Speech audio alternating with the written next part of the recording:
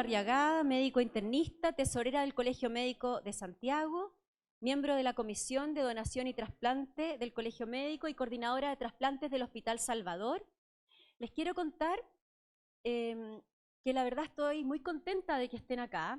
Siempre pensamos que en esta instancia iban a estar ustedes, siempre contamos que iban a llegar y por lo tanto es muy rico tenerlos acá. Pero esto se está transmitiendo también a través del canal de YouTube del Colegio Médico, por lo tanto son más las personas que nos van a ver y que nos van a seguir viendo también en los días que vienen. Quiero saludar a nuestros panelistas. Nos acompaña hoy día el doctor Jaime Mañalich, 2 veces ministro de Salud, muy ligado al tema de los trasplantes.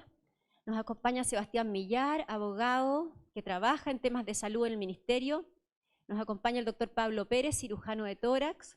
Nos acompaña el doctor Javier Domínguez, urólogo de la Católica, fue presidente de la Corporación del Trasplante, muy ligado también a todo el tema de trasplantes.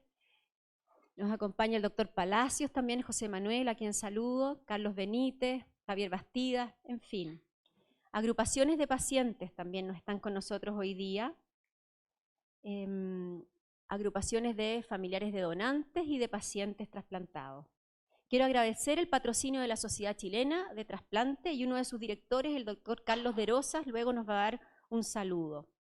Pero mi saludo más especial hoy día es sin duda a las agrupaciones de pacientes y familiares. En este día del donante de órganos hemos querido reunir a distintos expertos y expertas para abordar la pregunta de qué es lo que podemos hacer y la tarea para aumentar la tasa de donación en Chile. Los tenemos invitados entonces hoy día a un debate técnico y legal sobre cómo podemos expandir los criterios de donación, porque tenemos una necesidad urgente de hacerlo, que son los pacientes que engruesan la lista de espera. Para comenzar esta actividad, sí, les quiero pedir que hagamos un homenaje a los donantes y a sus familias, cuya generosidad ha permitido que miles de personas vuelvan a tener una oportunidad de vivir, y quiero que guardemos en honor a ellos un minuto de silencio y nos pongamos de pie.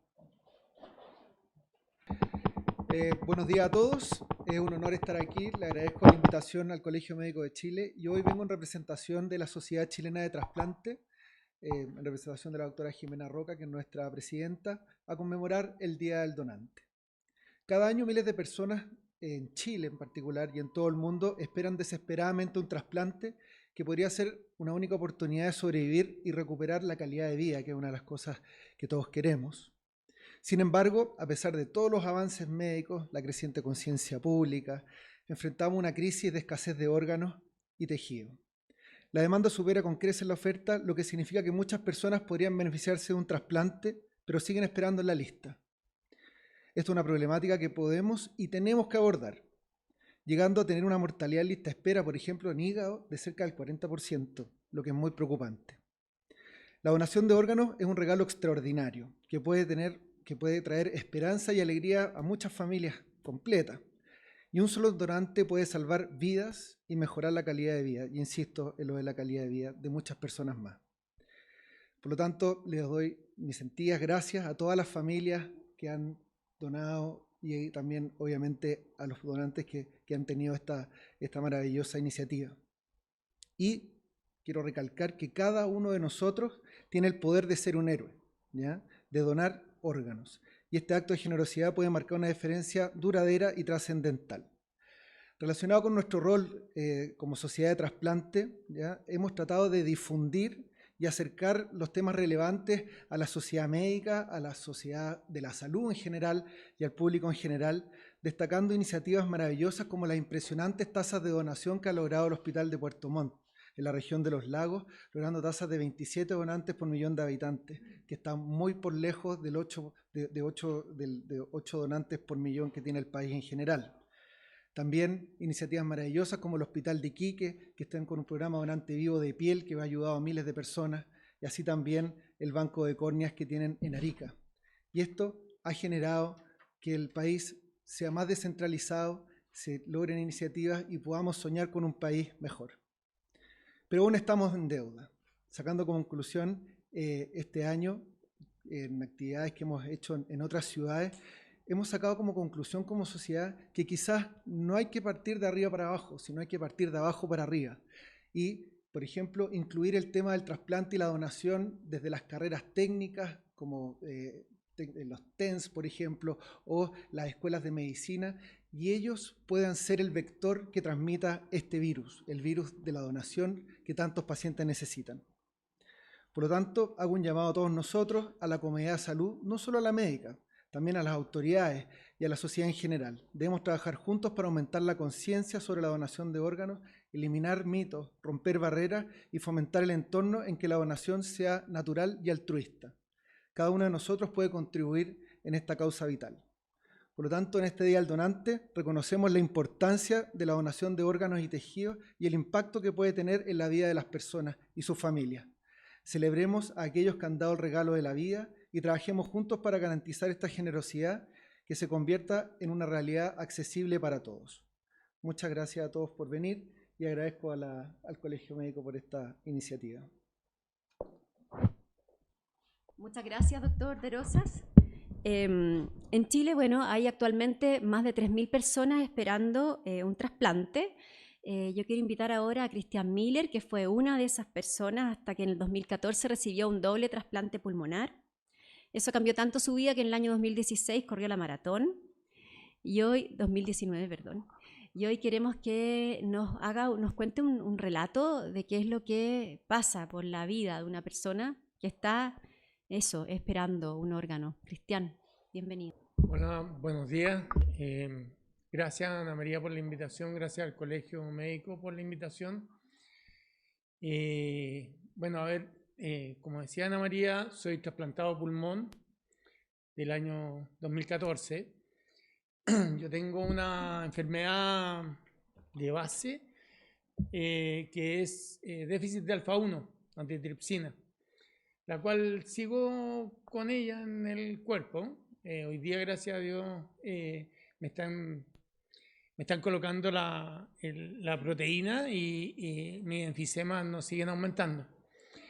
Pero esto me lo diagnosticaron por allá en el año, no sé, 2012, 2011, después de un verano que fui con mi hija de vacaciones al sur, y se me ocurrió ir al Canopy y subí el primer cerro y quedé a mitad de camino, digamos. Partí al médico y claro, me dijeron que tenía enfisema, y era un enfisema no por cigarro, sino que por este déficit de alfa-1. Ahí partió todo un tratamiento, en un principio con doctores de la clínica Las Condes, el doctor Undurraga, nunca me voy a olvidar. Inhaladores para arriba, inhaladores para abajo, y llegó el momento en que me mandaron, después de varias crisis, porque como que me mejoraba, no me mejoraba, siempre fui empeorando, me mandaron a inscribirme en la lista de espera. Y ahí se inicia este camino. Aproximadamente el 2012, yo tengo que reconocer que en mi caso mi espera fue corta. Si bien hay gente que espera muchos años, yo esperé alrededor de un par de años nomás, pero hay gente que, sobre todo las personas que tienen trasplante de riñón, esperan mucho tiempo.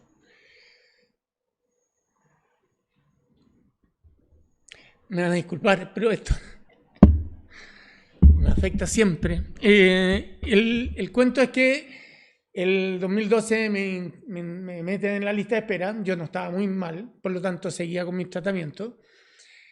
Llegué entre pito y flauta a la clínica Santa María, porque ya me diagnosticaron que sinceramente no podía haber otra solución que trasplantarme, y empezamos a buscar, por este sistema hay que buscar un lugar donde te van a trasplantar. Me dieron un par de opciones en la ISAPRE y llegamos a la clínica Santa María. Me entrevisté con Fica, mi doctor, y me asignaron, nunca me voy a olvidar, a Valdés, que fue mi médico tratante, y empecé a decaer, obviamente, a decaer, ya hacía crisis más seguido, era una cosa que, en el caso del pulmón, a uno le viene de ataque. Entonces, yo no sé si ustedes se han ahogado con carne en algún asado alguna vez, yo me imagino que sí. Y de verdad yo escalaba muralla buscando aire.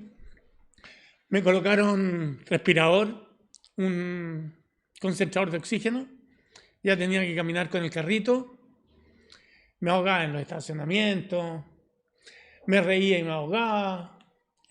No, era desagradable el cuento. Hasta que en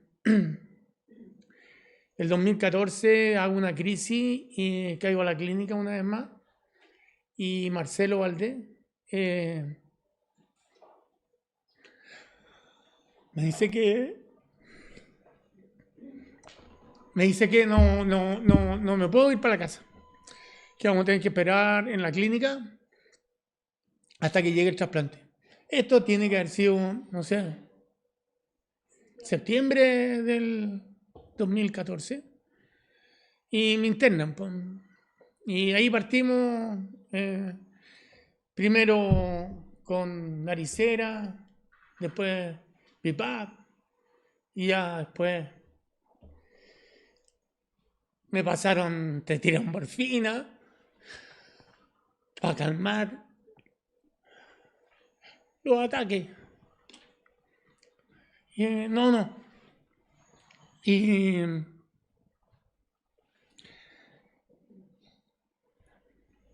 es desesperante, esa es la palabra, desesperación. No podía hacer ejercicio porque te llevan a kines para que te puedan mantener. Me colocaban una bicicleta, me acuerdo, en la pieza. Ya no te puedes ni siquiera subir a la bicicleta, no puedes caminar solo. Tú te vas a ir degradando a poco. Llegó un día en que me tuvieron que colocar, ya estaba con la máscara todo el día prácticamente, me tuvieron que colocar, me metieron la sonda para conectarme a la máquina. Y en toda esta espera, no sé, la primera vez nunca me voy a olvidar, porque te salen donantes en el camino. Nunca me voy a olvidar que salió el primero de aquí de Santiago, había tenido un accidente y ya los doctores me avisan, aquí viene otro trauma más, porque ya, te van a trasplantar, salió el donante, todos felices. Mi hija saltaban y abrazándonos, un poco de llanto, como pueden ver, soy medio emocional yo, aunque no parece. Y al ratito no nos sirve el donante porque tiene problema A, problema B, y todo se te viene abajo porque después de que estás pensando que ya tenías la solución, como doctores, ustedes saben que en el cáncer tú tenías esperanza de que te vaya a mejorar, por último. En esto no hay esperanza, o sea, o te trasplantan o se acabó el pastel, digamos. Entonces, cuando te dicen que hay un donante, a ti te vuelve el alma al cuerpo, o sea, me salvé, en estricto rigor, esa es la sensación. Me saqué el loto y me salvé. Y cuando te vienen a decir, no, si era broma, la familia, todos se sienten súper mal. Esta situación pasó 2 veces. Ya la tercera vez que sucede esto, estamos hablando en diciembre, yo me trasplanto el 30 de diciembre, pueden pensar la Navidad que pasé, o sea, porque bueno, ustedes saben, es por hora, o sea, se abre la ventana y son horas, no ni siquiera son días, no es que, oye, en una próxima semana llega la hora, son horas, por lo tanto, el 25 de diciembre, la Pascua, yo estaba conectado a la máquina, mi familia está pasando Navidad sola, digamos, y yo acostado en la clínica.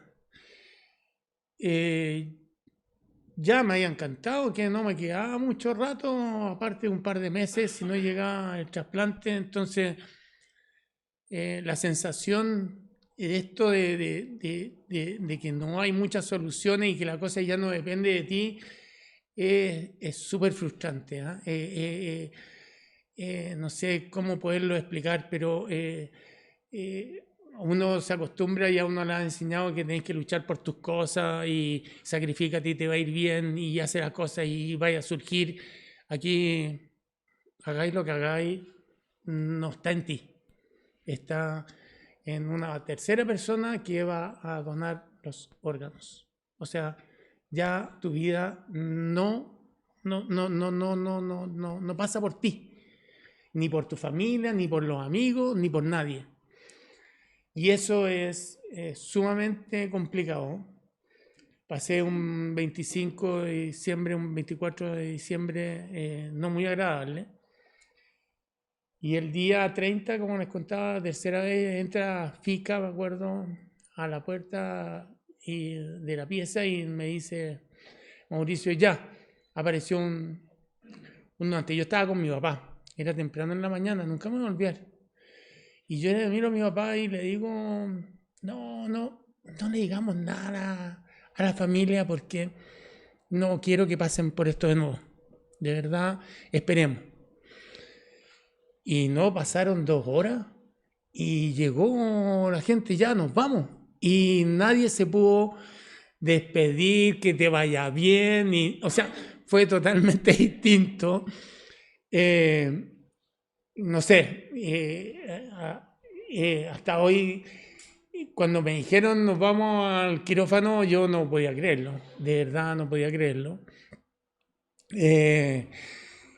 Bueno, mi papá estaba muy compungido, mi pareja ni siquiera estaba ahí, y son después de las 9 horas de operación, uno no entiende nada, pero amanece, en mi caso, yo no sé cómo serán los otros trasplantes, pero yo amanecí todo conectado, con una máscara, no me podía mover, con una cantidad de prednisona, me imagino yo, y droga, está hecho un quique, podía respirar, porque no sé en los otros órganos, pero en este órgano que es el pulmón, realmente la sensación del cambio es abismante, abismante. O sea, no solamente te dan, o sea, yo podía respirar por mí y uno lo siente, uno se da cuenta que puede respirar. Hay, por lo menos sé de una persona que ha recibido muy cercano un órgano del pulmón y me imagino que es, cambia, de verdad se siente. Así como sufrimos 5 meses en la clínica y uno va viendo el deterioro y lo mal que se van poniendo los pacientes, este cambio es increíble. Como decía Ana María, al rato pude caminar, empecé a caminar, salí a la casa, terminé trotando, terminé corriendo una maratón, y doy gracias hoy día al trabajo, tengo una vida bastante normal, si bien tengo que ir semana por medio a colocarme la proteína, pero es lo que me tocó y ya estamos. Pero estoy aquí, puedo estar con mi hija, puedo estar con mi pareja, puedo hacer mi vida, trabajo y doy gracias de que todo resultó bien, digamos. Pero hay, como decía Ana María, más de 3.000 personas que están en la misma situación que estoy yo y les puedo garantizar que hay varios que están escalando murallas tratando de conseguir oxígeno. Así que hay que hacer algo y hay que hacer algo luego. Por favor. Eso.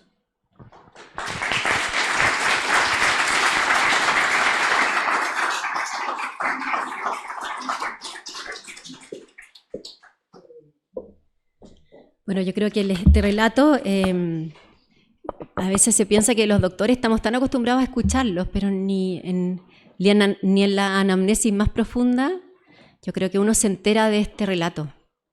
Pienso que en eso, muchas gracias, Cristian, por compartirlo con nosotros y con toda la gente que va a ver esta presentación. Gracias de verdad. Bueno, este año se han realizado 400 trasplantes en Chile, gracias a 147 donantes. Pero Chile tiene una tasa que ha llegado en su máximo nivel a 10 donantes por millón, muy lejos de países de la OCDE como España, que tienen 49 donantes por millón. Estas bajas cifras de donación y la gran necesidad que existe nos exige buscar nuevas estrategias. El doctor Pablo Pérez, cirujano de tórax, nos va a hablar de cómo, cuándo y por qué implementar donación después de la parada circulatoria en nuestro país. Gracias, Pablo. Y muchas gracias también a Cristian por este relato que fue realmente de los mejores relatos que he escuchado al respecto sobre la historia de lo que significa estar en lista de espera. Yo soy Pablo Pérez, como me presentó Titi, y soy cirujano de tórax en el Hospital San Juan de Dios y en Clínica Alemana.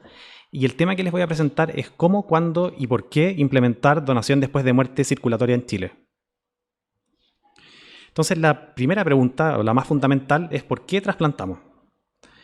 Y trasplantamos porque en el mundo existe una mortalidad en lista de espera que fluctúa entre el 20 y el 30%, o en algunos casos más, como nos comentó el doctor De Rosa.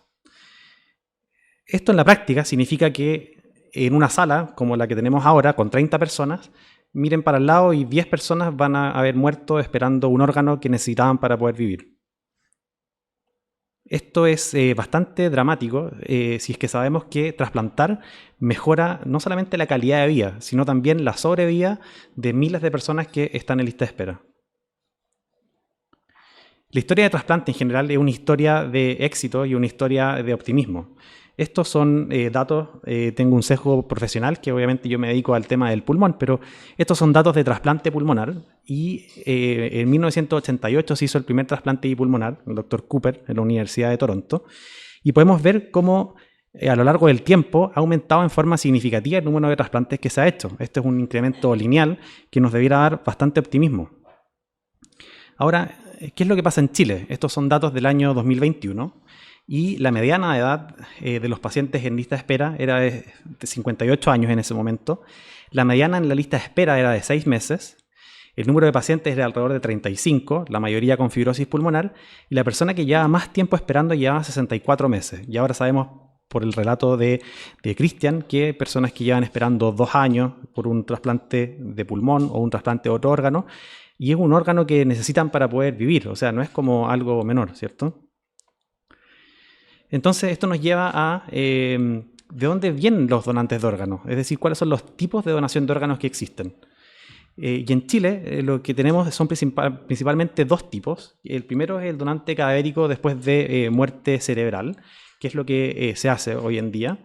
Y se ha introducido recientemente los donantes vivos, que han venido en aumento y han permitido un aumento significativo de los trasplantes, principalmente en riñón y en hígado. Pero existe un tercer tipo de donantes de órganos que no estamos aprovechando y que es el donante cadavérico después de muerte circulatoria. Ahora se podrán preguntar, bueno, ¿qué es la muerte circulatoria? ¿Qué es la muerte cerebral? ¿En qué consiste la donación después de muerte circulatoria?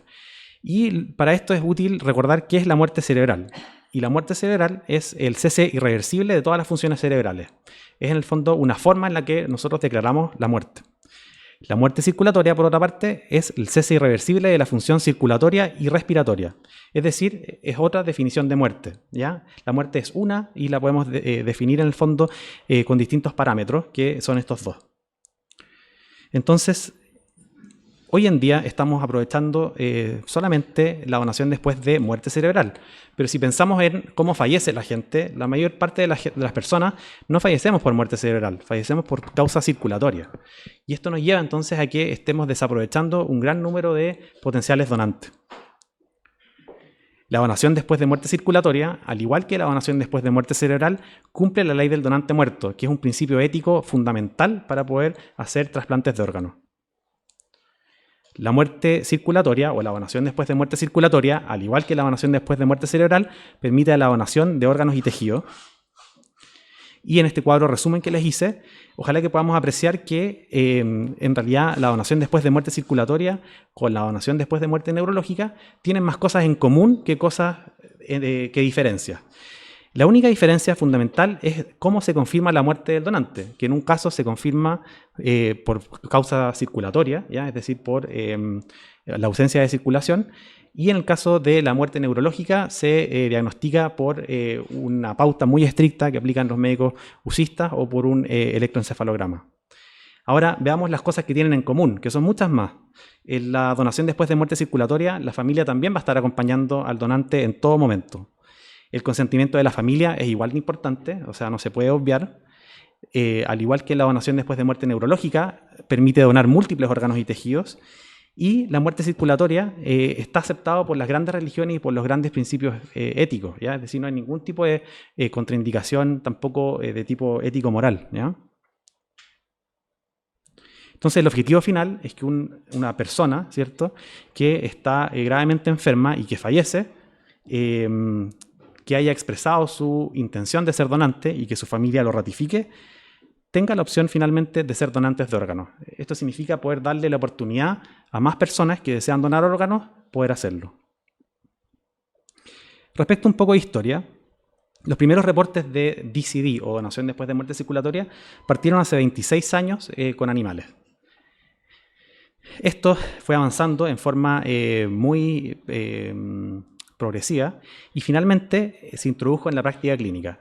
Y podemos ver que estos son algunos países nomás para darles como ejemplo, pero ya en 1990 esta técnica se había introducido en la práctica clínica en Estados Unidos y en Australia. Del pool de donantes total que tienen estos países, el 20%, entre el 20 y el 30% provienen de donantes después de muerte circulatoria. Y esto es harto, ¿ya? Alrededor de los años 2000 ya introdujo la técnica Reino Unido, Canadá y España, y el Reino Unido tiene una tasa que llega a un 40% de sus donantes por esta técnica. Canadá es alrededor de un 20% y en España es un poco más baja, pero recordemos que España es campeón mundial de la donación de órganos en cuanto a volumen, ¿ya? Con una tasa entre 40 y 47 donantes por millón de habitantes. Es decir, no lo hacen porque probablemente no lo necesitan, pero es un 10%. Si vemos esta fecha, el 2000, estamos en el año 2023, son 23 años de experiencia clínica, en el caso, estamos hablando de 20 a 30 años ya de algo que se está haciendo en la práctica clínica, o sea, no es experimental, no es nada que sea nuevo, digamos, es algo que tiene años de historia y años de aplicación. Entonces, no es nuevo, sí se puede hacer, veamos qué tal son los resultados. Y estos son datos del 2017 de la Sociedad Internacional de Trasplante de Corazón y Pulmón. Y solamente les voy a mostrar que es una comparación de un registro entre 306 donantes circulatorios con 3.992 donantes neurológicos. Y podemos ver, estos son datos sobre los receptores, y los receptores tienen exactamente la misma edad. Si vemos ahí los colores, son muy similares.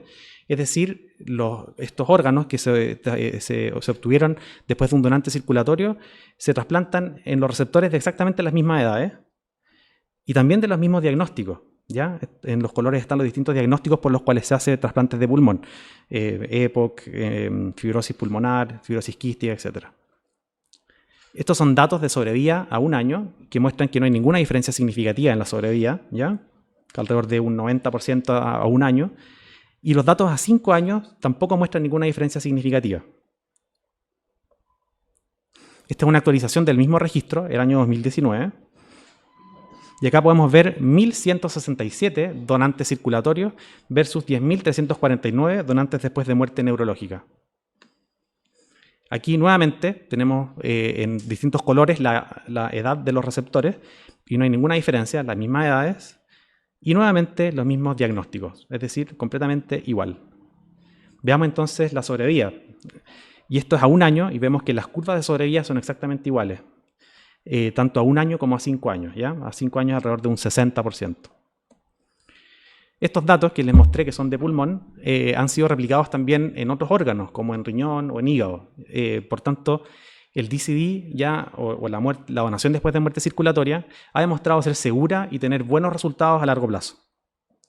Entonces, ¿en qué estamos en Chile? desde el 2021 que hemos estado trabajando con distintos actores sociales de la sociedad de trasplante, de la sociedad de anestesia, de la sociedad de paliativo, de la sociedad de intensivo también, el colegio médico, con gente del mundo de la bioética, de la cirugía, de la medicina interna, tratando de construir una propuesta de muerte circulatoria o de donación después de muerte circulatoria para el país. Esto llevó a distintas publicaciones desde el punto de vista académico, cartas al editor, algunas publicaciones o papers. Y más importante que eso, la convicción de que a esta altura lo que viene o lo que queda es que tenemos que implementar la donación después de muerte circulatoria en Chile. Es algo que está ya avalado en los datos, es algo que estamos listos para hacer.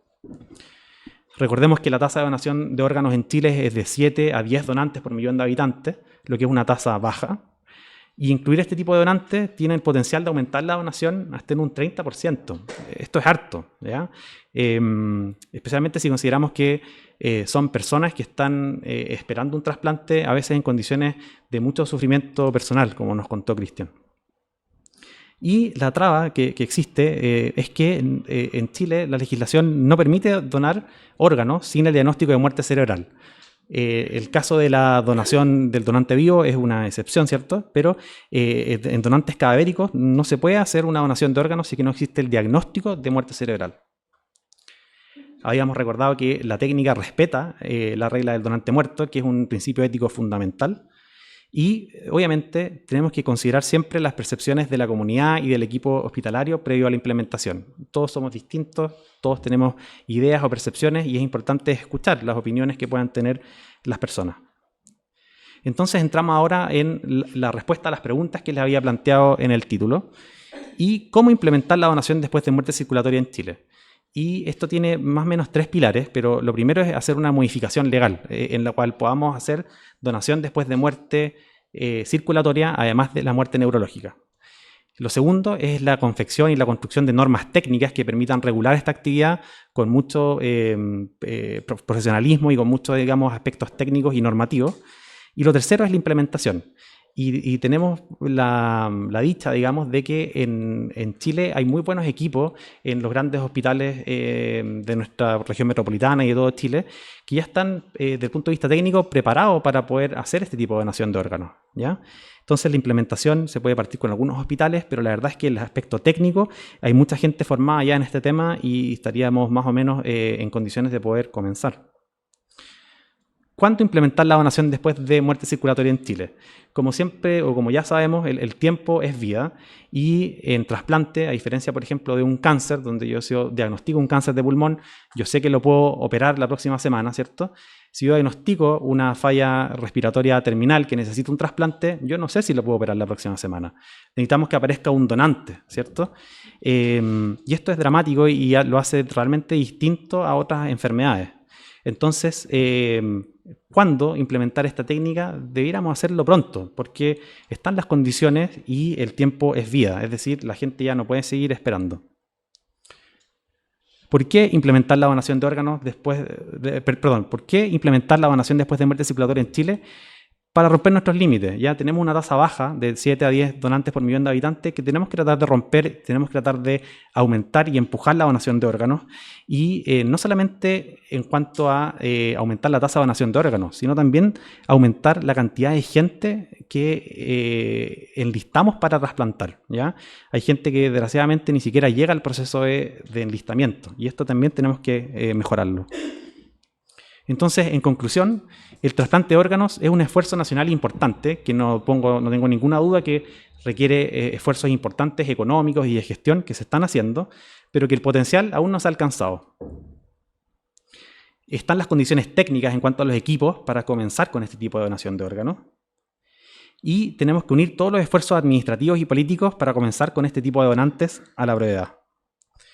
Y eso, muchas gracias y obviamente, más que nada, recordar que soy donante y que estamos en esto para largo rato, ¿ya? Eso.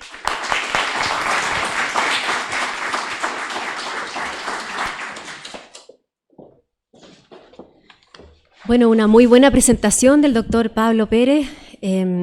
Y ahora vamos a abordar una de las segundas problemas y que es bueno que en qué escenario legal estamos parados. Y para eso hemos invitado, ya estamos trabajando en la planificación de este seminario con Sebastián Millar, abogado. Él trabaja en el Ministerio de Salud, lo que lo ha acercado mucho al tema del derecho especificado en lo que es la salud, la ley Ricarte Soto. Él tiene una trayectoria vasta y lo invitamos hoy día a exponer en esta pregunta, si es posible hoy día legalmente aumentar de esta forma la donación en nuestro país o de qué forma podríamos hacerlo. Sebastián.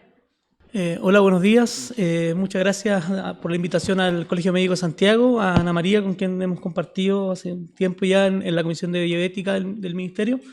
Y bueno, saludar a todos los presentes, al doctor Mañalich, con quien también tuve el placer de trabajar. Y bueno, la verdad es que es súper interesante plantear este tema porque a veces para los abogados explicar estos temas desde un punto de vista más sociológico, si se quiere, es un desafío. Este tema no es solamente un tema legal como desde el punto de vista como del derecho, es un tema que atraviesa varios componentes, varias discusiones y que nos plantea en principio una especie de desafío basado como en otros problemas sociales que tenemos en Chile hoy día y que están basados evidentemente en la falta de confianza.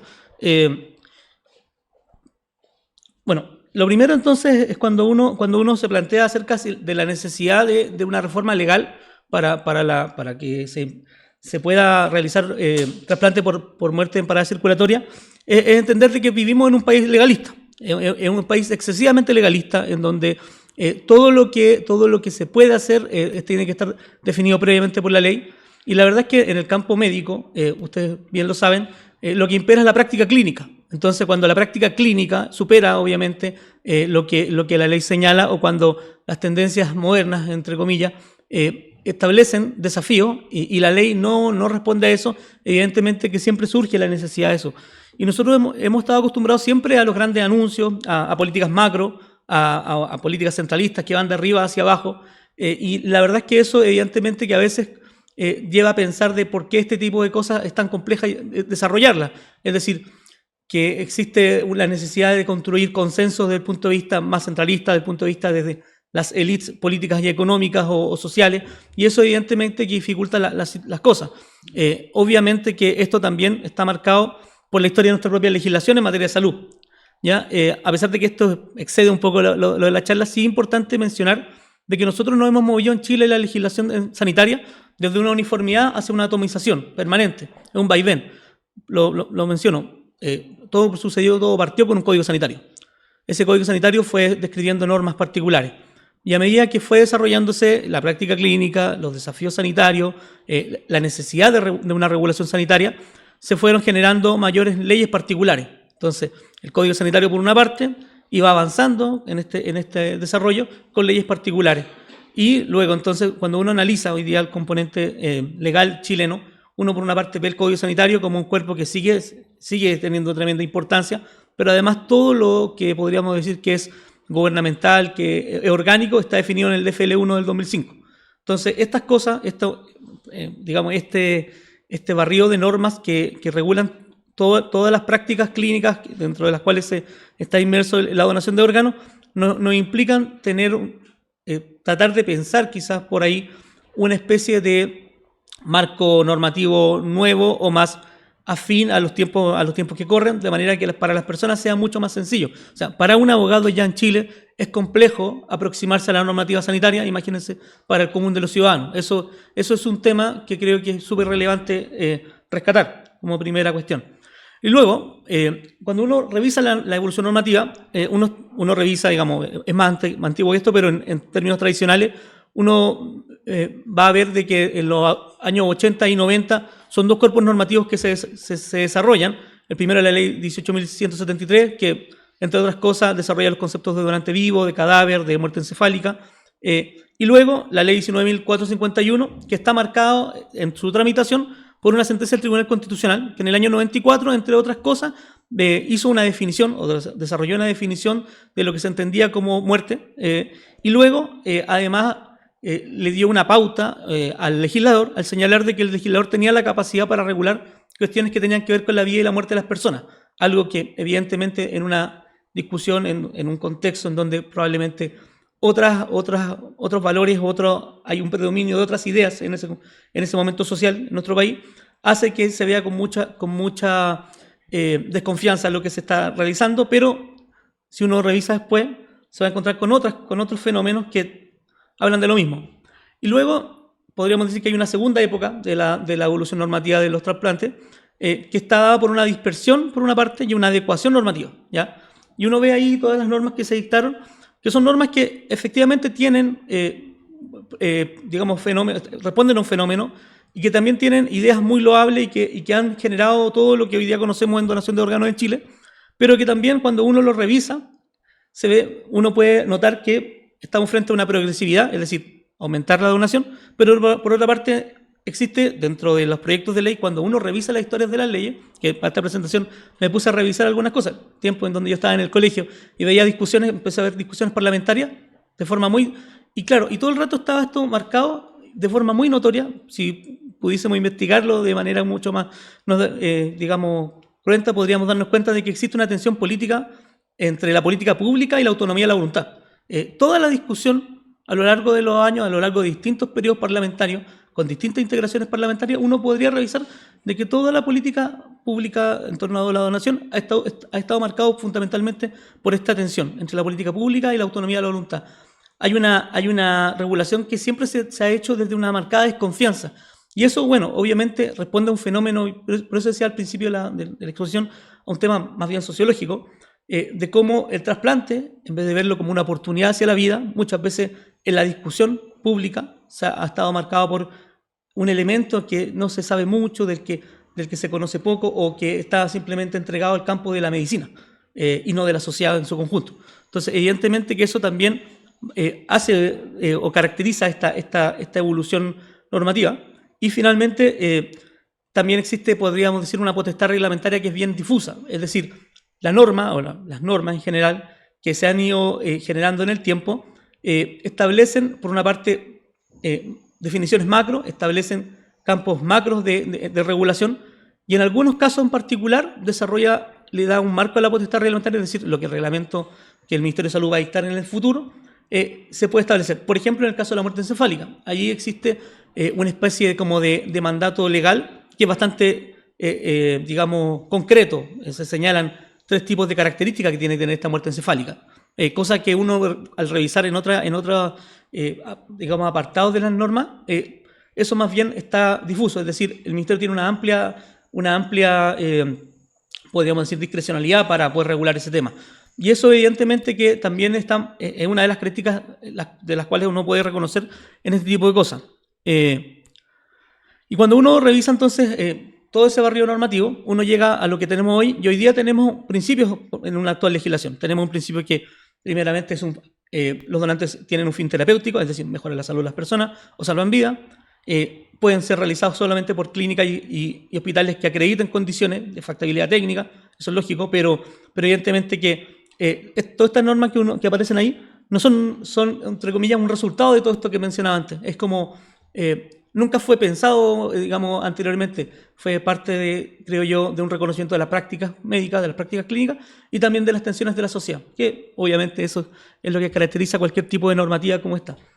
Luego, que se trata de una intervención a título gratuito, y es decir, que sanciona por su parte la onerosidad de las donaciones.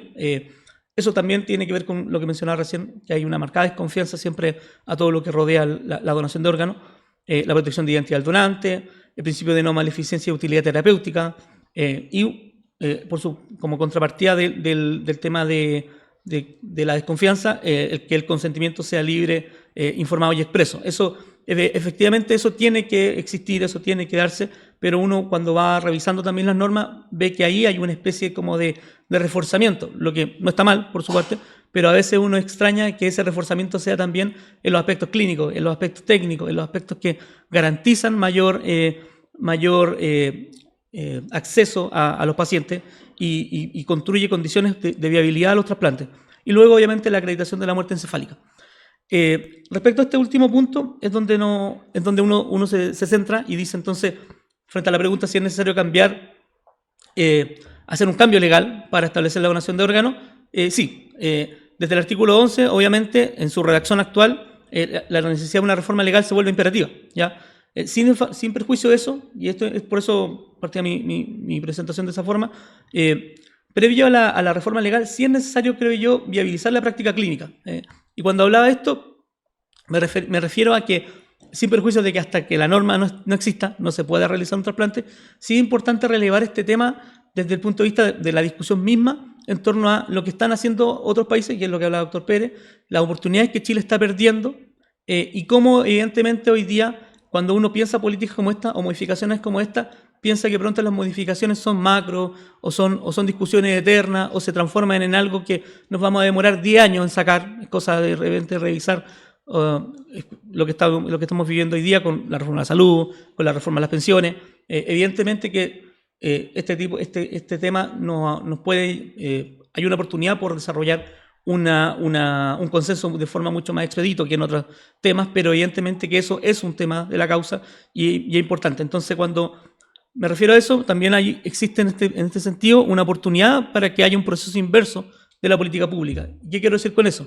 De que no necesariamente la política parta de lo macro, sino que lo macro y lo micro se encuentren en un punto intermedio. Es decir, que la práctica clínica, que lo que están pensando la sociedad científica, que lo que estamos haciendo en este momento aquí, que es hablar sobre este tema, se encuentre pronto con la política. Y cuando hablo de la política no solamente me refiero a la política tradicional, sino que la política en general, de cómo hoy se entiende o cómo los temas que son relevantes de reforzar en la ciudadanía, es necesario tomarlos o tomar esas oportunidades para desarrollar esos cambios de formas más rápidas de la que la sociedad nos exige. Eso quizás sonó muy político, pero la verdad es que finalmente uno llega a eso. Y cuando uno revisa entonces el derecho comparado, lo que ve es que estos países de referencia que son España, Estados Unidos, Canadá, Reino Unido, Australia, todos están marcados también por un punto importante, que es el reconocimiento de una práctica clínica, ¿ya?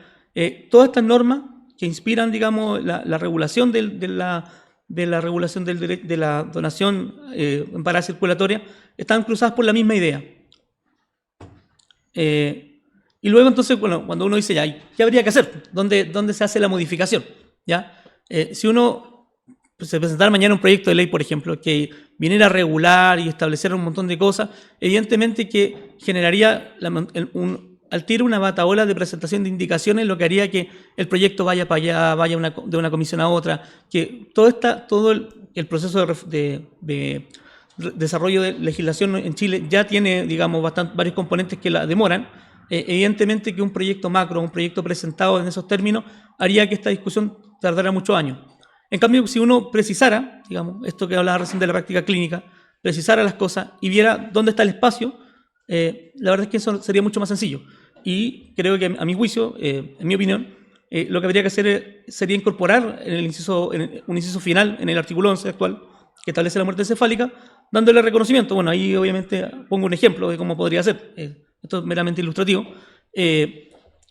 En el reconocimiento, evidentemente, de que para acreditarse la muerte también se puede establecer la parada en funciones circulatorias y respiratorias, y eso, cuando dice según parámetros clínicos corroborados por las pruebas o exámenes calificados, es la misma legislación que existe actualmente.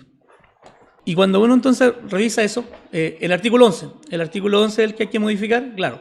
Bueno, eso es como la técnica legislativa, evidentemente, que también es una cuestión de discusión política, de discusión parlamentaria, pero evidentemente que ahí está la oportunidad, y ese cambio legal podría ser bastante sencillo, bastante rápido, pero en la medida que todos los otros componentes se reúnan. Y acá yo al menos identifico 4 factores adicionales que esta discusión requiere para que tenga viabilidad política. Lo primero es que los protocolos médicos y estándares de calidad sean desarrollados de forma coetánea al proceso. Es decir, que todo esto que estamos hablando en las sociedades científicas sean capaces de poder desarrollarlas hoy día mismo. Es decir, que los técnicos, que los médicos que hacen trasplantes puedan ponerse de acuerdo pronto en eso, de manera que cuando haya que ir a hablar con mi empleador, sea mucho más sencillo viabilizar todo ese aspecto, porque muchas veces el gran problema es que la norma se crea, se aprueba, y pasan muchos años en que se practique, porque todo este desarrollo empieza una vez que se inicia la ley, y eso es una pérdida de tiempo, sobre todo en este caso.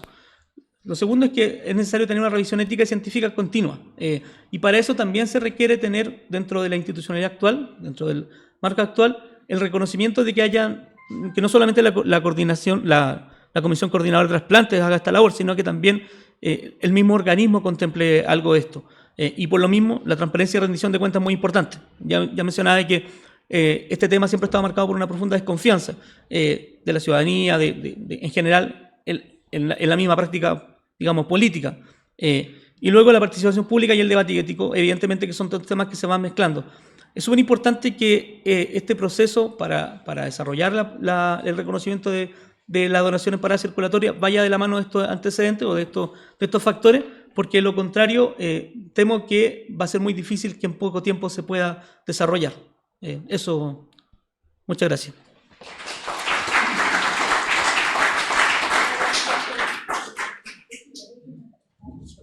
Sí, fue una tarea muy bien cumplida, la tarea de Sebastián, así que la agradecemos porque ya tenemos como una salida un poco más concreta, pero con harto trabajo entre medio, y en que también se reconoce que es muy importante la participación de las agrupaciones de pacientes también, en fortalecer esta discusión desde abajo hacia arriba. Ahora, para responder a las preguntas de la audiencia que está hoy día acá, pero están conectados a través de las redes, invito a las siguientes personas a que suban a este mini escenario donde vamos a poder responder estas preguntas y tener una discusión, y obviamente los invito a todos a levantar la mano y a preguntar y a que discutamos este tema. Quiero invitar al doctor Jaime Mañalich, 2 veces ministro de Salud, a que nos acompañe. Él fue ministro entre los años 2010, 2014 y desde el 2019 al 2020.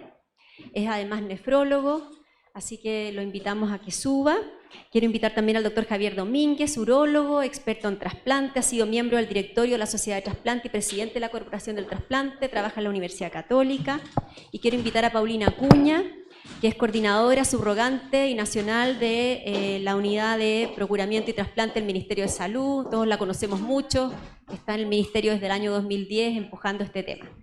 Entonces, no sé quién quiere partir abordando. Yo tengo algunas preguntas, pensaba que quizás Javier pudiera contestar qué principales barreras encuentras tú en la donación, Javier, si te hace sentido presentar este proyecto, ¿cómo lo ves tú?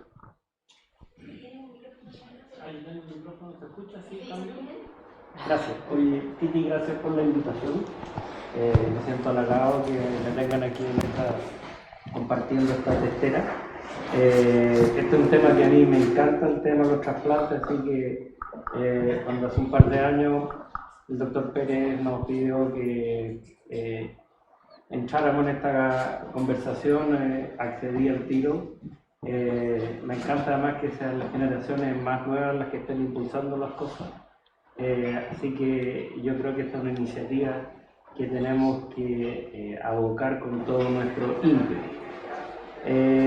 ¿Dónde está el principal escollo, creo yo, y que algo lo hemos esbozado en esta discusión, es cómo transmitir en forma adecuada a la sociedad esta necesidad y qué es lo que estamos haciendo?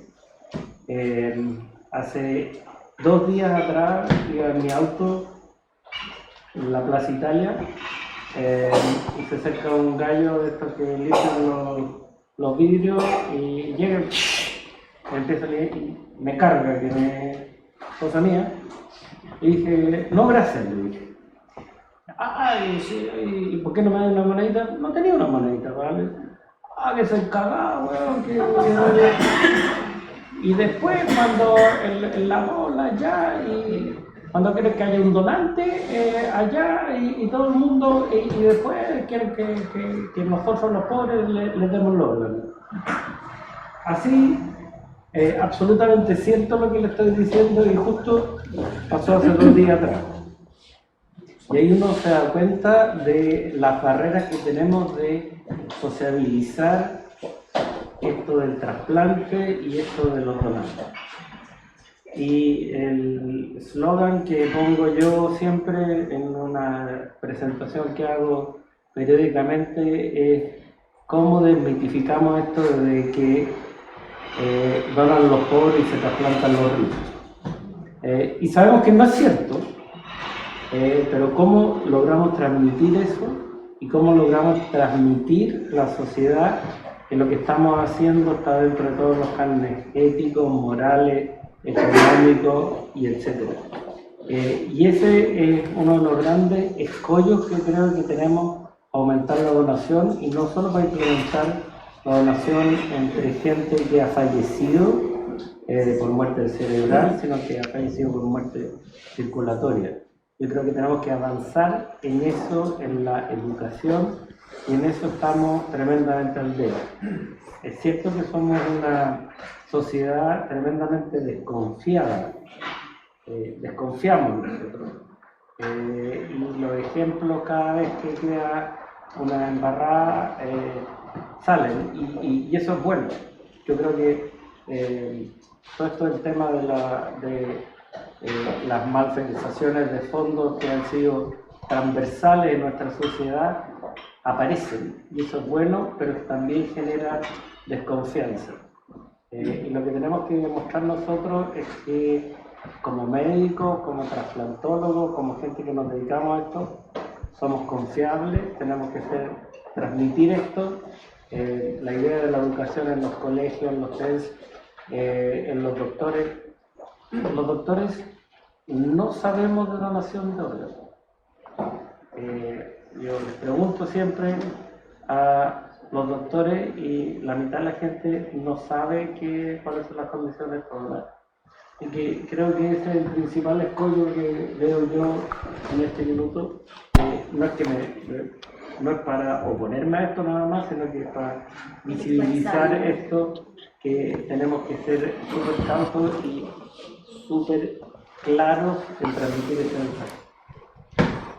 Gracias. Yo quería preguntarte, Paulina, darte la bienvenida también en este panel y preguntarte qué trabajo está haciendo hoy día la ligera, la coordinadora, como en avanzar también en términos de la justicia en el acceso. Creo que es súper importante, y lo hablábamos acá con Carlos Benítez, mi amigo, una vez que él viene y estudió y trabajó en trasplante en España, y él decía que el éxito en España básicamente es porque cualquier persona sabe que si es hijo del rey o hijo del señor que vende los diarios en la esquina, va a tener el mismo acceso a un órgano. Y eso es parte del éxito que España tiene. Entonces te quiero preguntar qué estamos haciendo en Chile hoy día en eso y en qué podemos nosotros ayudarte también. Gracias primero que todo por la invitación. Buenos días a todos. Recogemos totalmente la opinión del doctor, porque sí, creo que en pocas prácticas de la medicina quizás se conjuga tanto lo social con lo clínico, como es aquí en la donación de órganos. Y claro, nos damos cuenta que la sociedad no lo sabe, ni la sociedad médica, ni la sociedad común y corriente en el fondo. Entonces hemos estado emprendiendo acciones con la Universidad de Chile para comenzar a hacer un curso desde las carreras de salud. A través del decano estamos con conversaciones con el doctor Miguel O'Ryan para incorporar en la malla curricular de la Universidad de Chile el tema del procuramiento, el tema de la donación, el tema incluso legal, y poder incluso expandirlo a otras carreras de la salud. Estamos a puertas de lanzar una campaña, les he traído una muestra en donde también queremos incorporar a las pequeñas infancias en esta materia. Entonces, desde ahora nuestro discurso como Coordinación Nacional va enfocado también a que los niños aprendan desde los pequeños grados, en el fondo, a conocer la donación, llamándolos a pintar. Estamos implementando un trabajo en conjunto, por fin, con Mineduc, para incorporarlo en el currículum de la educación básica principalmente, cosa desde chiquititos los niños aprendan, puedan colorear, por ejemplo, cuáles son los órganos que se pueden trasplantar. Y quiero relevar también que los tejidos también son sumamente importantes, nos salvan vidas, pero mejoran considerablemente la calidad de vida de las personas. Y cuando hablamos de donación, tenemos que hablar también de donación de órganos y tejidos. Las córneas les devuelven la vida a las personas, la piel de las abdominoplastías, que ha sido todo un boom el donante vivo de piel en nuestro país desde que se implementó hace 2 años atrás.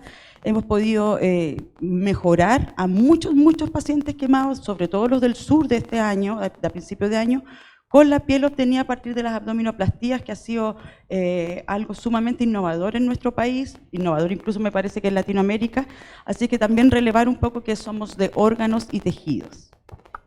Muchas gracias, Paulina. Doctor Mañalich, yo quería darte la palabra, pero preguntarte sobre todo desde tu lugar de ministro en que te tocó implementar uno de los cambios legales y que fue el tema de meterse específicamente con el respeto a la voluntad del donante, con el rol de la familia. Y recojo una pregunta que quizás tú nos puedas ayudar a responder de Ana Sepúlveda, que nos dice en YouTube: si aún la ley dice que si la persona es donante y fallece no basta, si alguno de los miembros de la familia lo rechaza. ¿A ti te tocó enfrentar eso? Estar ahí un poquito en el ojo del huracán, y quería preguntarte qué piensas de eso.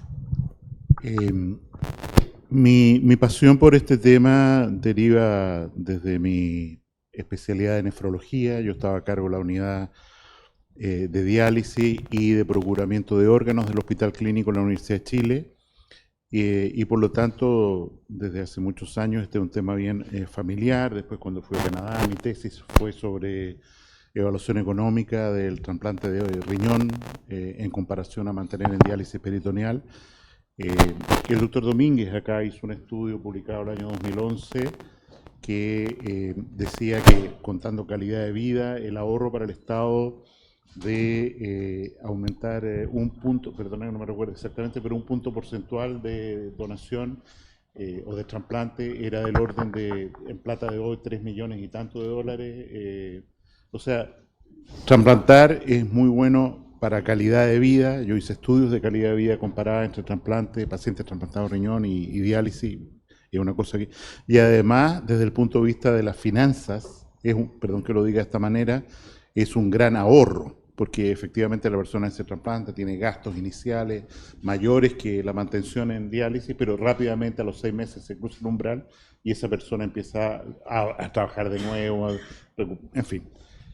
En segundo lugar, mi experiencia como político en el Ministerio de Salud hace que yo le tenga terror a pasar algo por el Congreso. Terror. O sea, si alguien me dice vamos a resolver este problema dictando una ley, yo digo inmediatamente cagamos.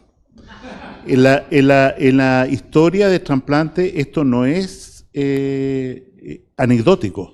Cuando se presentó la ley formal en democracia para donación de órganos, el año 98, 97 puede haber sido, una bancada potente del Parlamento dijo que no existía tal cosa como la muerte cerebral. O sea, y este tema se resolvió en el Tribunal Constitucional. O sea, estuvo a punto, en la mejor iniciativa de generar una ley que favoreciera, de terminar con la figura del donante cadáver. Y estuvimos, insisto, con un fallo dividido en el Tribunal Constitucional respecto a esta materia. En ese contexto, nosotros tenemos un segundo efecto adverso muy grande, que tú lo mencionaste ahí en el listado, que fue la ley que dictaminó que todos somos donantes, salvo que expresemos ante el registro civil nuestra expresión en contrario. Yo era ministro en la época. Oye, la donación de órganos se está yendo a pique porque toda la gente está registrada como no donante. Vamos al registro civil a ver qué pasó. Y el registro civil, usted no es donante, ¿no es cierto? Listo. ¿Por qué? Porque a la gente del registro civil le pagan bono de acuerdo a los documentos que emite. Y entonces tú le dices, ¿sabe? En vez de ponerle aquí, no es donante, rápido, usted no es donante, ¿cierto? Yo estaba detrás, mirando lo que hacían los operarios, digamos, los trabajadores del registro civil, fuimos a evangelizar y al final de cuentas yo me convencí que había que cambiar la ley, o sea, volver a la ley y subsanar un error por una ley bien intencionada, comillas, y obligar, deshacer la otra en la práctica diciendo, si usted que no tiene que ratificarlo en la notaría, que es lo vigente hoy día, y por supuesto nadie lo hace y por lo tanto este registro de no donantes, ¡pum! Pero en la pasada debemos haber pagado 4.000 muertos, digamos, por este error. Si alguien me dice que va a llevar una ley, porque tenemos hoy día una ley de donante cadáver, que es en el fondo, para ser simple, darle un estatuto de fallecido a quien tiene muerte cerebral. Es decir, mire, entendemos que la muerte circulatoria, la muerte aquí se acabó. En este momento hay una discusión muy curiosa respecto al inicio de la vida de nuevo. Pero ya, la persona paro cardíaco, muerto, hago el certificado, listo. Se hizo un estatuto especial para entender que una persona que no tiene una muerte circulatoria, y por lo tanto, pero sujeto a ciertos derechos de esta persona, se manifestó en vida, ya. Hoy día legalmente la familia, a pesar de que la persona haya dicho yo quiero ser donante, puede oponerse. Y normalmente por una situación de evitar juicios, corte de apelaciones, recursos de protección, lo que ocurre en la práctica en los equipos de donación, de trasplante, es que dicen, este enredo no me lo como. O sea, la señora o viuda está llorando ahí, qué sé yo, los niños, y yo me lo llevo al pabellón para...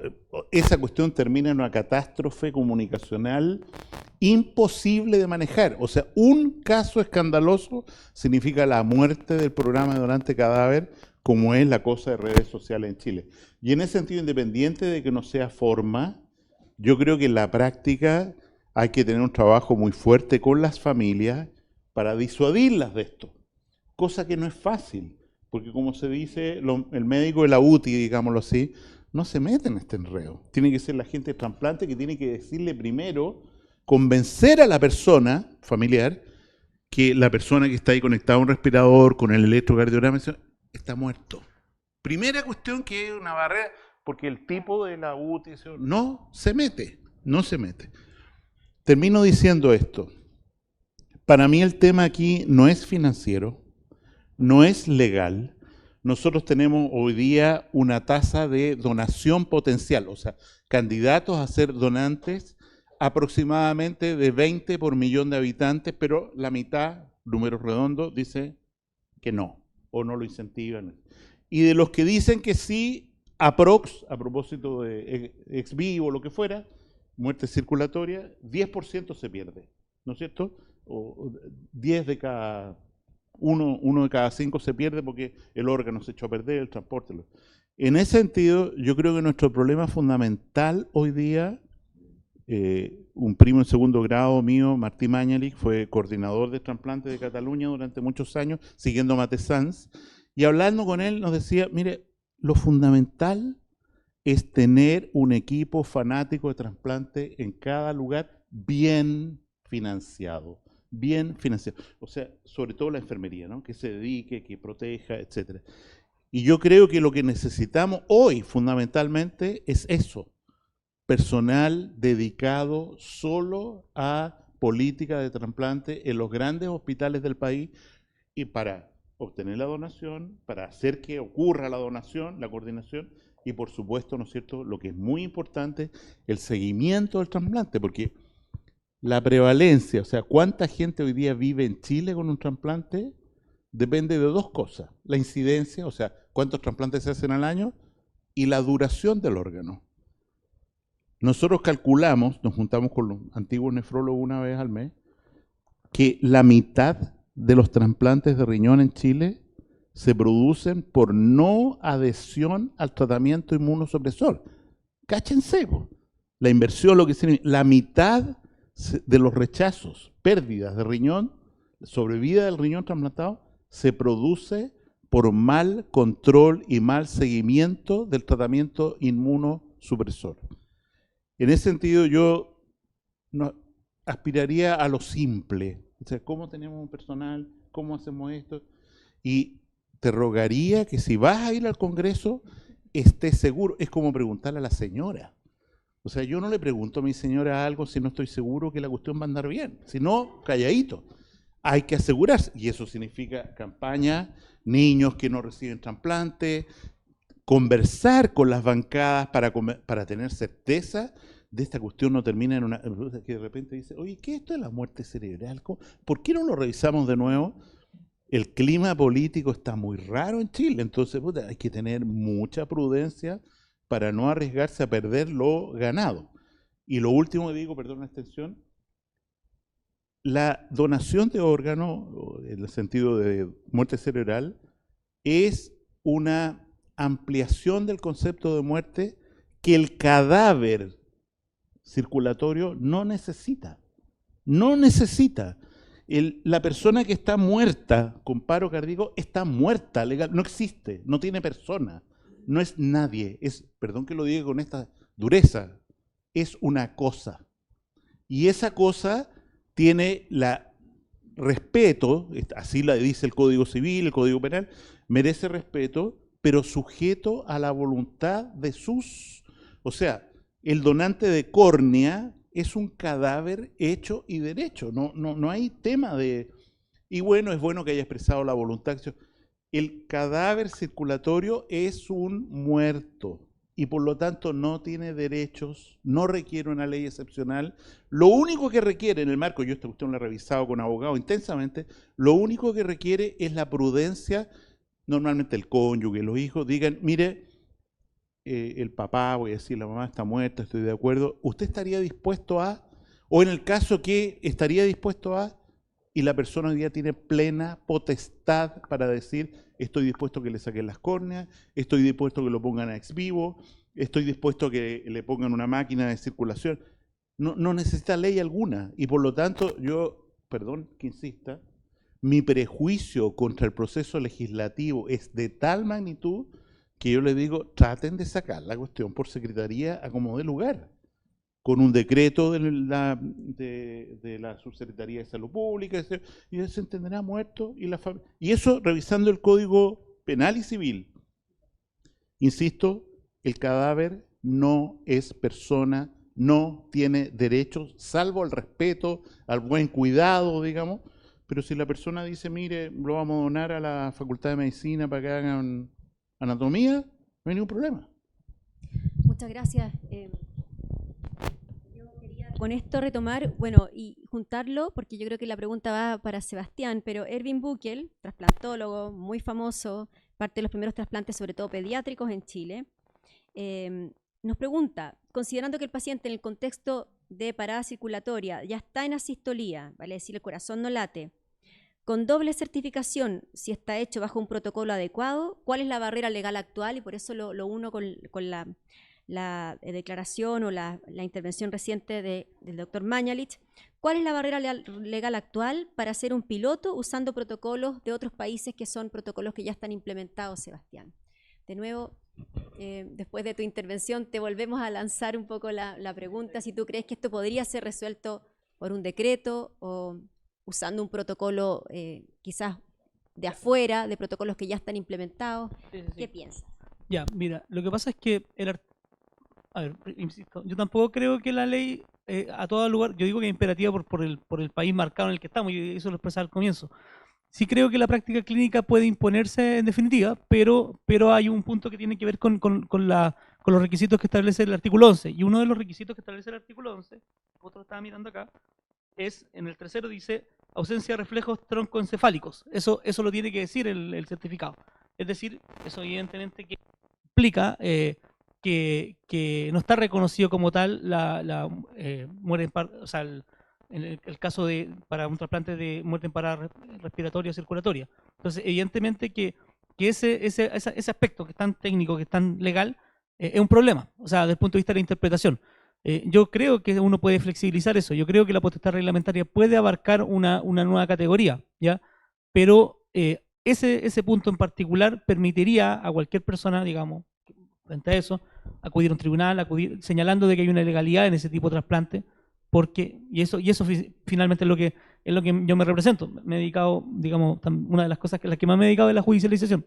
Y sé cómo en el fondo los abogados persiguen la oportunidad también para generar, digamos, un problema que en definitiva también es su trabajo. Y eso evidentemente que me preocupa. Ese es el punto. O sea, ese número 3 del artículo 11, creo que si uno pudiese flexibilizarlo, si la indicación fuese como agregarle que puede ser a través del otro, bastaría. O sea, ya no, evidentemente, no tiene ninguna necesidad de averiguarse si además está muerto cerebralmente. Está muerto legalmente. La persona un segundo después podría esperar 5 segundos, hacer el certificado de función y declararlo muerto. O sea, la declaración de la persona viva o muerta es una potestad del médico, sí, que cambia el mundo. O sea, es una declaración. Esta persona está viva o está nacida, esta persona está muerta.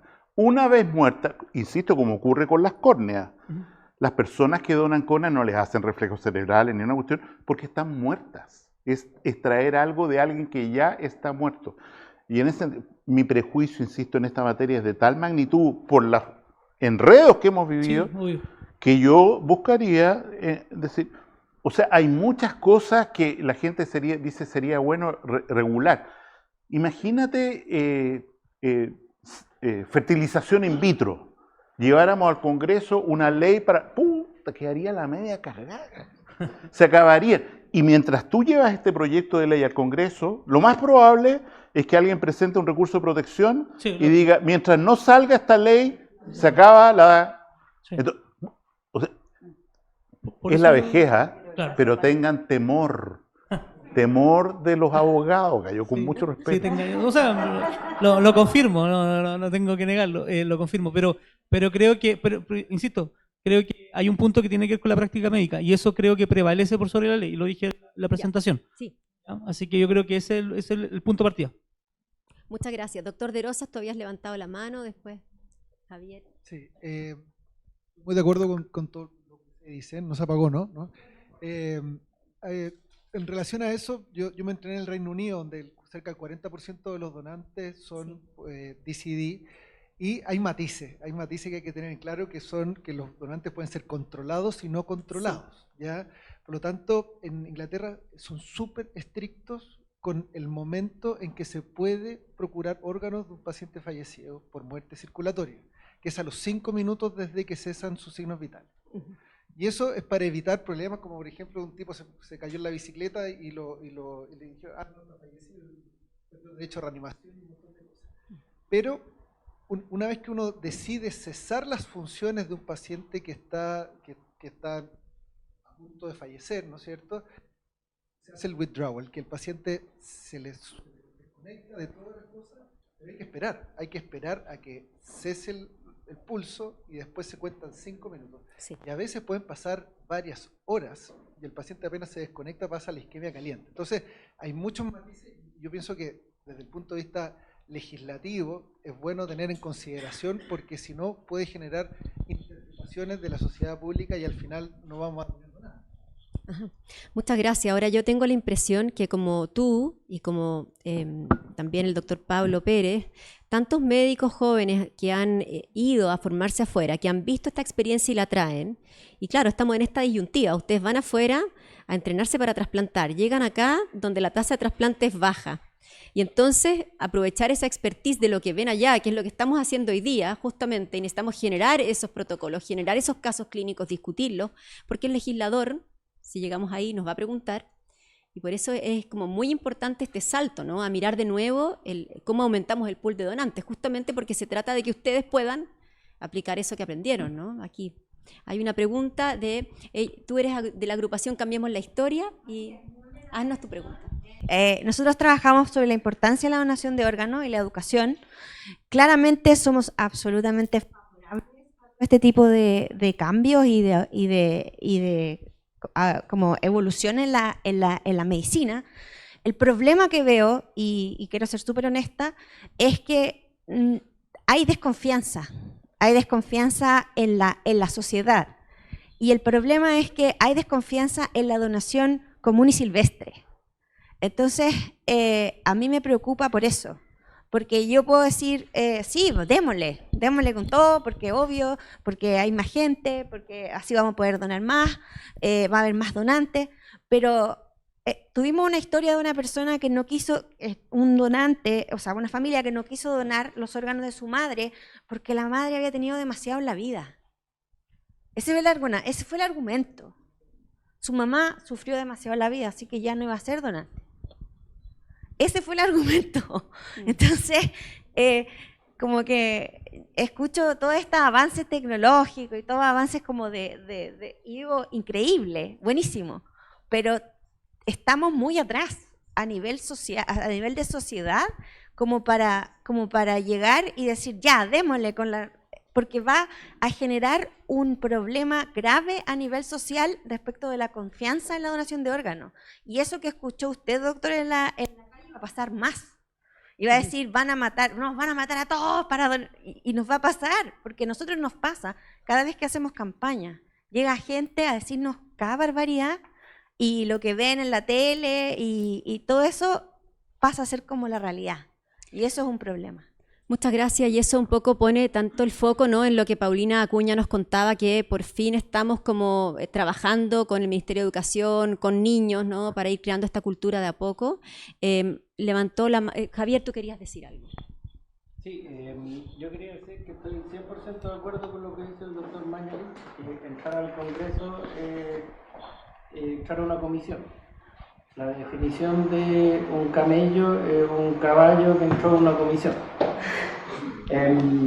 Entonces, es un riesgo, es un tremendo riesgo entrar al Congreso, pero creo que estamos en un callejón sin salida. No creo que podamos hacerlo sin tener el respaldo legal y el respaldo de haberlo socializado esta cosa. Y el hecho que estemos debatiendo esto en este minuto hace que nosotros no estemos de acuerdo en cuál es el mejor camino de implementarlo, al menos. Si estamos de acuerdo en que lo tenemos que implementar, no estamos de acuerdo cuál es el mejor camino, pero yo creo que lamentablemente necesitamos tener el respaldo de la ley si es que vamos a implementar esto. Nada más. Es que ¿sabes qué pasa? Que además, nosotros en el Ministerio siempre preocupados de los recursos, que sé que son escasos, empezamos a ahondar cómo vamos a implementar esto cuando llegue a Chile y vamos a necesitar capacitar a muchas personas. Y eso va a requerir de muchos recursos. Porque, por ejemplo, los reanimadores del SAMU van a tener que saber qué hacer en el fondo cuando tengan un fallecido en la vía pública, si le van a hacer compresión manual o le van a hacer con compresión automática hasta que se pueda hablar con la familia. Esos son recursos que tienen que salir de alguna parte y que para que salgan de alguna parte debes saber para qué están destinados. Entonces, ¿cómo llegamos a ese equilibrio en el fondo? Le voy a dar la palabra a una enfermera que además es salubrista, que ha estudiado harto el tema de la confianza, pero antes quería señalar, Paulina, un poquito haciendo una introducción a otra arista del problema, que uno de los escenarios de donación en parada circulatoria es la adecuación del esfuerzo terapéutico, y ahí quizás Ronald Pairumani, que es un doctor intensivista que ha trabajado en donación en el Hospital Barros Luco, después de Rosa, nos pueda comentar un poco, porque eso es juntar algo que se hace hoy día y que es adecuar el esfuerzo terapéutico, ir disminuyéndolo en un paciente que está fuera de alcance para permitir la muerte y que pudiera ser un espacio controlado para aumentar la donación. Rosa, tú habías... Sí, gracias. Buenos días. Yo soy investigadora, doctora en enfermería, pertenezco al grupo Kefuri. En el último congreso presentamos 12 trabajos, ¿ya? Fuimos el grupo que más presentó, y sobre cómo aumentar la donación de órganos en Chile. Dentro de todos los trabajos que presentamos, tenemos 2 donde investigamos cómo se entrega la información a través de la prensa a la comunidad, ¿ya? Y nos encontramos con varias sorpresas, pero teníamos que evidenciarlo. Dentro de eso, todas las noticias que revisamos desde el 2015 al 2020 explicaban qué era la donación, cómo se podía ser donante, de qué se trata la muerte encefálica. No, eran todas sensacionalistas, con mucho hashtag para poder conseguir un órgano dependiendo de la persona, que se centraba todo en el receptor. Y también otra gran sorpresa es que se mencionaba una clínica del área oriente en muchos casos y un hospital clínico y nada más. Entonces, ¿qué le queda a la población, a la gente común, que se trasplanta solamente en dos lugares? Entonces, ¿y quiénes son los que reciben los órganos? Las personas conocidas, las personas que tienen redes sociales, y eso está evidenciado y va a salir próximamente publicado. Muchas gracias, Rosa Alcayaga, por tu intervención sobre el tema de la confianza y también la comunicación. Pablo, ¿tú querías? Entonces se la trasladamos a Ronald Pairumani, que es un intensivista, y que yo creo que ahí tú nos puedes como contar qué se ha avanzado en Chile, o si los equipos de UCI están ya como lo suficientemente maduros para, desde la adecuación del esfuerzo, de repente ahí meter el tema de la donación. Bueno, muchas gracias. Agradezco a los panelistas por sus apreciaciones. Bueno, yo soy médico intensivista y gran parte de lo que se dijo es cierto. Hay una parte del intensivo, que por cierto es una especialidad en falencia. Este tema no se aborda con la importancia que se toma otros temas de intensivo, ¿cierto? Que son como ventilación mecánica, neumonías, etc. Pero hay un grupo de que están dedicados a este tema, y en particular a el tema que nos aboca ahora, la donación por asistolía, por criterios cardiocirculatorios, donde la adecuación del esfuerzo terapéutico es fundamental, un tipo de práctica que es habitual en cuidados intensivos, que tiene que ver con el acompañamiento familiar, los cuidados humanizados, la dignidad de la persona que está falleciendo y los cuidados de fin de vida. Y esto se hace habitualmente en las unidades de cuidado intensivo. Por supuesto que queda mucho por mejorar en cuanto a infraestructura, en cuanto a capacitación, pero dentro del lex artis de la medicina intensiva está la adecuación del esfuerzo terapéutico y la donación por asistolía controlada es la que tiene mayor potencial de desarrollo en nuestro país. Por otro lado, tengo que decir que las experiencias de otros países nos muestran que la apertura a la donación por la comunidad, por parte de las familias y también de algunos pacientes, es mucho más alta en este tipo de donación por asistolía, que por la donación por muerte encefálica.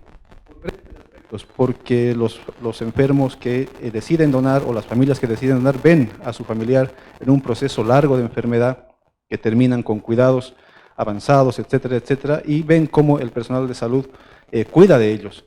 Y al final terminan con esta entrevista, con esta posibilidad de donación como un derecho. Y las familias expresan abiertamente que su familiar que ha pasado por tanto, si puede ayudar a otras personas, pues ellos lo consienten, incluso el mismo paciente, si estuviera consciente, por ejemplo. Entonces, es una gran oportunidad.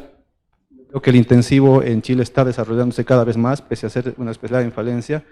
El tema en diferentes foros, sociedades, etcétera, lo hemos tomado para poder potenciarlo. Por lo tanto, creo que más allá de la discusión legal, tenemos la posibilidad de poder implementar esto en el país. Muchas gracias. Bueno, vamos, sí, porque ya tenemos que ir cerrando, así que quizás un último mensaje de cada uno de los panelistas. Yo quisiera, o sea, hemos hablado en este encuentro muy virtuoso de una nueva tecnología, ¿no es cierto?, de aumentar los trasplantes de órganos. Yo quiero decir, para equilibrar, que el aumento de donaciones, de trasplantes que puede producir técnicas de trasplante con paro circulatorio son modestas. Son modestas en donde se financia y son muy difíciles de lograr por la magnitud del financiamiento que requieren estas técnicas para llevarse adelante. Y bueno, habrá que generar en un presupuesto, lo que fuera, pero hay que tener en cuenta que esta cuestión pasa por una necesidad financiera que hoy día no se ve clara de dónde puede salir. En segundo lugar, yo quiero enfatizar en los números lo siguiente. Nosotros tenemos potencialmente una oferta de donantes cadáver con muerte neurológica de aproximadamente 600 candidatos por año, de los cuales más de la mitad dice que no, y otros pocos órganos, como ya hablamos, no se aprovechan. Si nos trasladáramos al año 2019, donde la tasa de trasplantes por donante ha sido la más alta de la historia, 3 por donante, hoy día vamos en 1,2, significa que de estos 600 potenciales donantes, estamos hablando de 1.800 trasplantes. Entonces, el foco, en mi opinión, tiene que mantenerse fundamentalmente en los temas de educación, de permiso y, repito, en tener un equipo que fortalezca intensivo, que se dedique a este tema como única prioridad. Porque se ha generado en las leyes de presupuesto financiamiento para enfermería de trasplante, pero en la mayoría de los hospitales, los directores de hospitales han removido a esa persona de esa responsabilidad específica para la que fue contratada y la han ocupado, ¿no es cierto? Y yo creo que ahí hay un tema que ya está aprobado, que está autorizado, que tiene financiamiento. El trasplante tiene financiamiento, ahorra plata. O sea, me parece que hay que tratar de forzar a que ocurra lo que ya está dispuesto.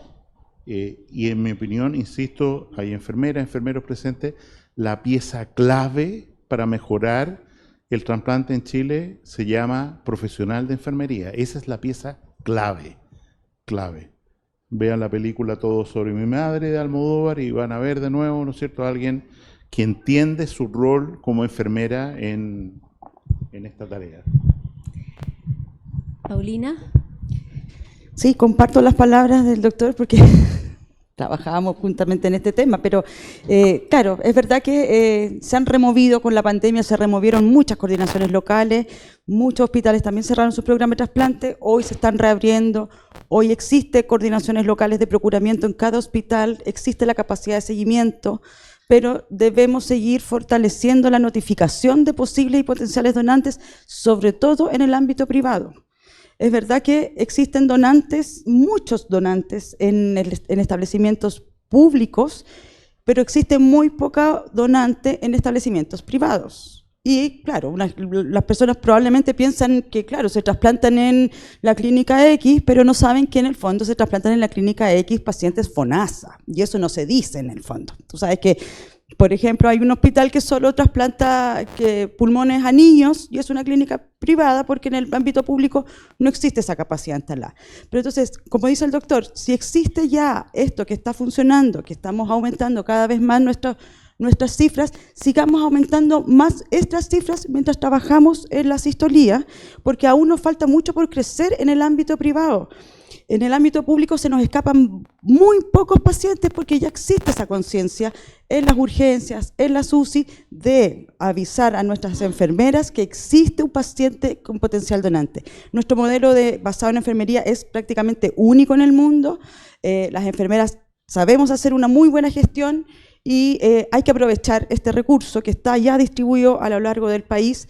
No solo están a cargo de procurar órganos, sino también tienen que hacer programas de generación de tejidos, cabeza femoral, piel, amnios, que son los hermanos chicos de los órganos, pero que proporcionan, como les decía, muchos beneficios. Entonces, seguir potenciando, ustedes como médicos, a sus colegas, si están en un establecimiento privado, de notificar. En los establecimientos privados también existen coordinaciones locales de procuramiento que han sido nombradas por los mismos establecimientos privados, no por una obligación nuestra, sino porque se han sumado a este compromiso, porque finalmente tienen listas de espera.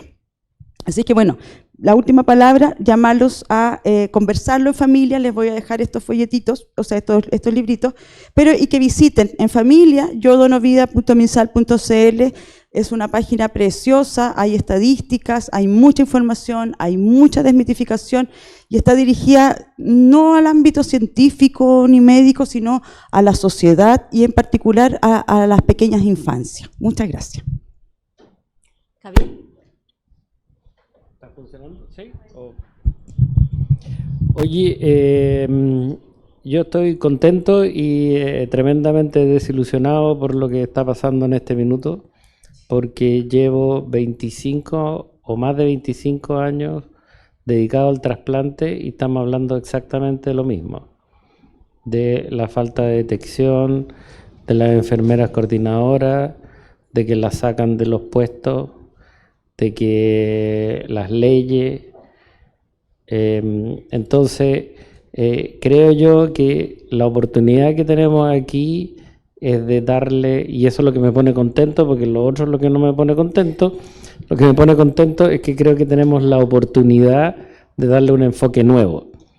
Y si es que el enfoque nuevo es que lo que vamos a tener de ahora en adelante es un 50% de donantes en parada circulatoria, bienvenido ese 50% de donantes en parada circulatoria, y yo creo que tenemos que seguir empujando por este camino, porque el otro, desde hace 25 o más años, estoy calculando 30 años, desde que hice la beca de urología, que me encantaron los trasplantes y por eso soy urólogo, que estamos hablando exactamente de lo mismo.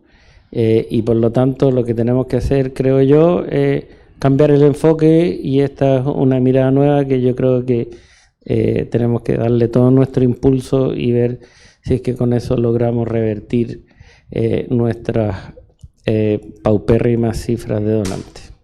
Gracias.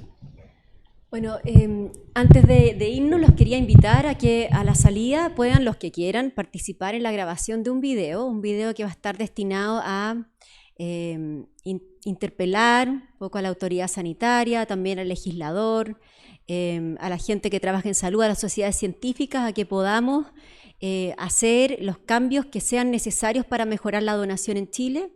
Les quiero agradecer a todos y todas por estar acá.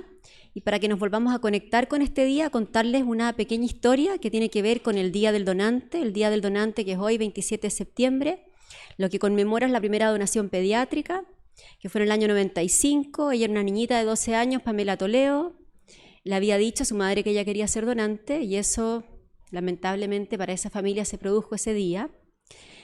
Cuando se alertó de este caso, fue necesario movilizar muchas cosas en un hospital, que en esa época era más chico que hoy. Y el doctor Palacios, que está acá acompañándonos hoy día, fue quien fue a procurar esos órganos. Aterrizaron en una cancha improvisada, en un avión de la FACH. El piloto de la FACH le dijo, doctor, apúrese porque como es una cancha improvisada, yo no estoy seguro de poder despegar si no tengo luces, así que usted tiene que apurarse. Y José Manuel salió con esa tarea. Obviamente, los tiempos de procuramiento son tiempos que no se manejan tan bien. Este era un hospital pequeño, una situación muy compleja, bien estresante, y se atrasó todo. Y José Manuel tuvo que decidir si entraba cuando se ponía la luz a proceder a sacar los órganos o si todo quedaba en nada.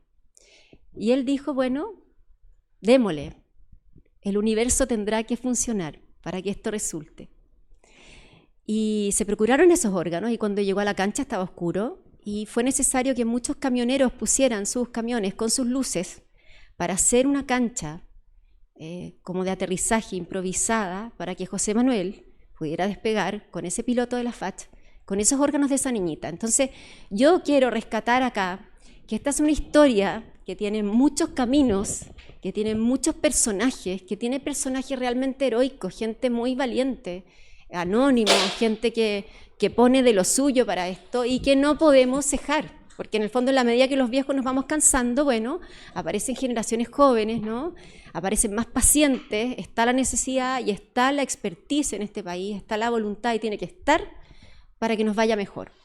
Así que ahora quiero que decidan si quieren participar en este video para que podamos hacer el llamado a quienes están involucrados en esto, a que nos pongamos las pilas. Muchas gracias.